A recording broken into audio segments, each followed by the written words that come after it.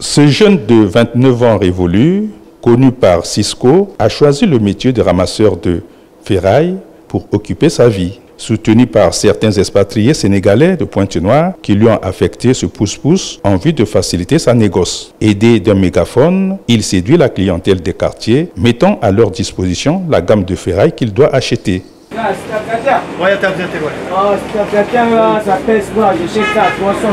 Une ferraille achetée, rassemblée, mis dans un pousse-pousse avant d'être acheminé dans un dépôt pesé en kilos. Un métier que valorise Cisco en donnant l'intérêt vital de ce négoce. J'ai refusé de voler et faire des exactions dans la ville pour chercher à gagner ma vie à la sueur de mon front. Les Sénégalais nous donnent les pousse-pousse pour acheter la ferraille et la peser dans les dépôts.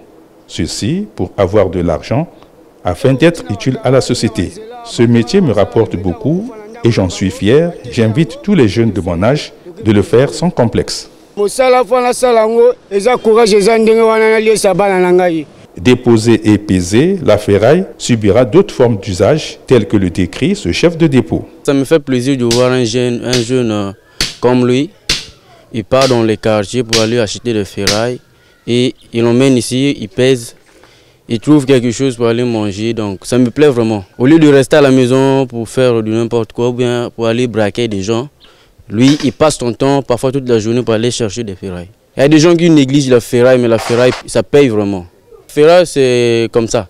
Tu achètes, exemple, à 500. Toi, tu viens, tu pèses, tu trouves parfois 2000, 2500.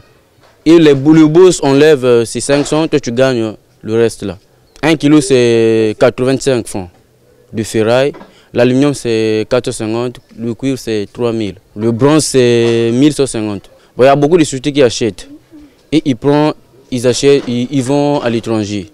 Des nouveaux métiers qui devraient attirer l'attention de la couche juvénile pour se débarrasser de l'assistanat endémique en vue de se prendre en charge par des initiatives d'autosubsistance garantissant leur quotidien. Des initiatives louables pour s'affranchir des vices sociaux qui gangrènent l'éthique du jeune du XXIe siècle.